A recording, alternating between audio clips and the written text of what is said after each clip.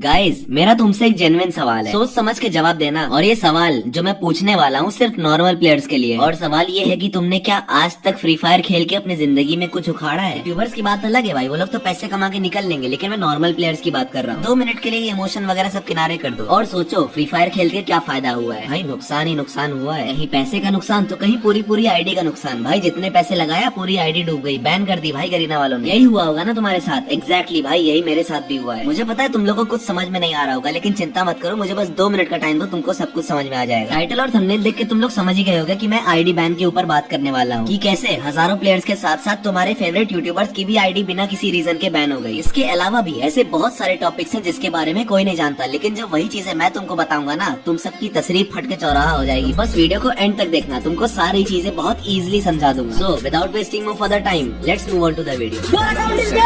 मैं तो गेम खेला ही नहीं इसमें।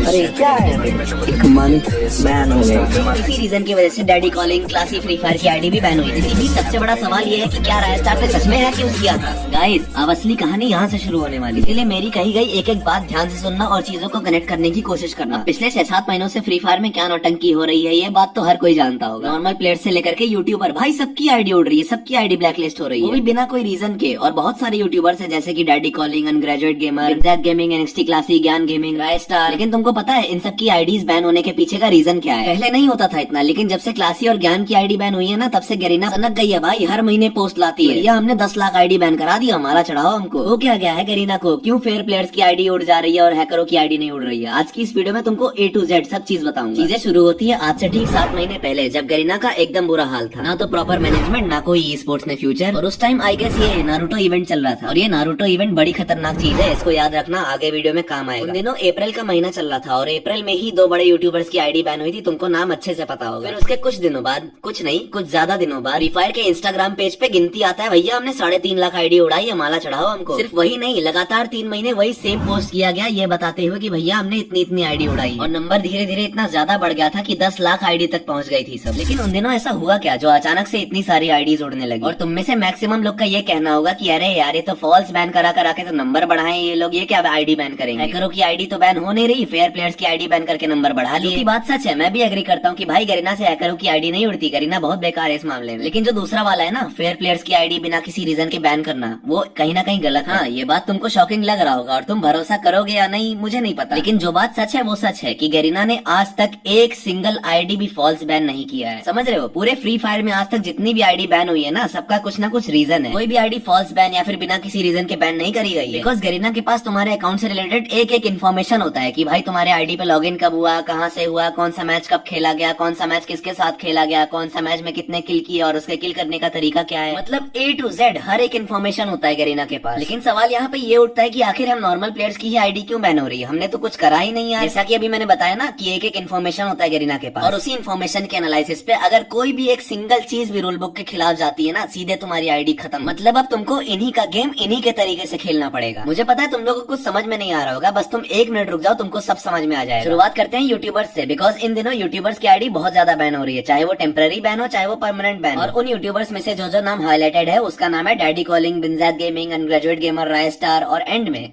मैं। हाँ भाई, मेरी भी आईडी बैन हुई है बहुत पहले, और मैं इसी मौके का इंतजार कर रहा था कि कब मैं ये वीडियो बनाऊं। स्टार्ट करते हैं डैडी कॉलिंग से, यानी अपने रोहित भाई, जिनकी आईडी अभी रिसेंटली बैन हुई है विदाउट एनी रीजन। लेकिन भाई रीजन तो सबका होता है, और डैडी कॉलिंग की आईडी बैन होने का रीजन था नॉर्मल फ्री फायर, वही नॉर्मल फ्री फायर जो आप गूगल से डाउनलोड करते हैं। और मैं सच बता रहा हूँ गाइज, एक बार को तुम दीपक कलाल बन जाना, लेकिन कभी गूगल से नॉर्मल फ्री फायर मत डाउनलोड करना भाई, जहर है वो, जहर तुम्हारे आईडी के लिए। वो नॉर्मल फ्री फायर अभी के टाइम पे एक थर्ड पार्टी एप्लीकेशन बन चुका है, और तुमको खेलना है तो फ्री फायर मैक्स पे खेलना, नॉर्मल फ्री फायर गलती से भी मत डाउनलोड करना। Second most deadly combination is mobile plus PC, जो डैडी कॉलिंग की दूसरी गलती थी, और यही सेम गलती की वजह से मेरी भी आईडी उड़ गई थी। और पता है तीसरी सबसे बड़ी गलती क्या है? वो है आपका आईफोन। अब एप्पल स्टोर पे तो फ्री फायर नहीं है, ये चीज तो सबको पता होगा, और रीजन चेंज करके लौंडे डाउनलोड भी करते हैं। लौंडे गलती ये करते हैं कि वो नॉर्मल फ्री फायर डाउनलोड कर देते हैं ऐप स्टोर से। फ्री फायर मैक्स किया करो भाई, वरना तुम्हारा आईडी ऐसे ही उड़ जाएगा। और मैं सच बता रहा, चाहे एंड्रॉइड हो चाहे iOS हो, हमेशा फ्री फायर मैक्स ही डाउनलोड करो, और पीसी पे खेलना अवॉइड करो तो वो तो बेटर ही रहेगा भाई, क्योंकि वो तो ग्लिचेस से भरा पड़ा है लिटरली भाई। एमुलेटर्स में तुमको इतने सारे फीचर्स फीचर्स दे दिए जाते हैं ना, जिससे तुमको गेम में एडवांटेज मिलता है। एक तरीके से तुम कह सकते हो कि डिवाइस टेम्परिंग का बाप है ये एमुलेटर। अभी डिवाइस टेम्परिंग क्या होता है, चलो समझाता हूँ। अब जो तुम्हारा डिवाइस है, चाहे वो फोन हो चाहे पीसी हो, उसी डिवाइस के एकदम अंदर जाकर के एकदम छोटी से छोटी चेंजेस करना, और वही माइनर चेंजेस बाद में जाकर के तुम्हारे गेम प्ले में चार चांद लगा देगा। और वही छोटा सा चेंज जो तुम अपने फोन और अपने पीसी के अंदर करे हो, वही बाद में जाकर के तुम्हारा इतना खतरनाक गेम प्ले बना देगा ना, जो गेरेना के मैकेनिज्म के खिलाफ ही हो जाएगा। एज अ रिजल्ट तुम्हारी आईडी आज नहीं तो कल ब्लैकलिस्ट या फिर बैन हो ही जाएगी। और ये डिवाइस टेम्परिंग भी एक हद तक यूज करना सेफ है भाई। तुम अगर एक्सेस करोगे तो तुम्हारे ही घाटा होगा। जैसे कि तुम फोन में डीपीआई लगाते हो ना सेंसिटिविटी इंक्रीज करने के लिए, वो कहीं ना कहीं सेफ है। Same with PC. लेकिन अगर सेंसिटिविटी से आगे बढ़ करके तुम अगर नो रिकॉइल के पीछे जा रहे हो तो भाई ये चीज मैकेनिज्म के खिलाफ है। एज अ रिजल्ट तुम्हारी आईडी एक ना एक दिन जानी ही जानी है। सबसे सेफ ऑप्शन यही रहेगा कि तुम iOS के लिए अलग आईडी रखो, एंड्रॉइड के लिए अलग आईडी रखो और पीसी के लिए अलग आईडी रखो। और अपने मेन आईडी को ना भाई पीसी से दूर रखना। पीसी पे ना ही खेलो तो भैया अच्छा है। अब मोबाइल प्लस पीसी की बात हो रही है तो एक बंदा है प्रभात गेमर, स्क्रॉल करते करते उसकी एक वीडियो आई मेरे पे, पहले वीडियो देख लो तुम लोग।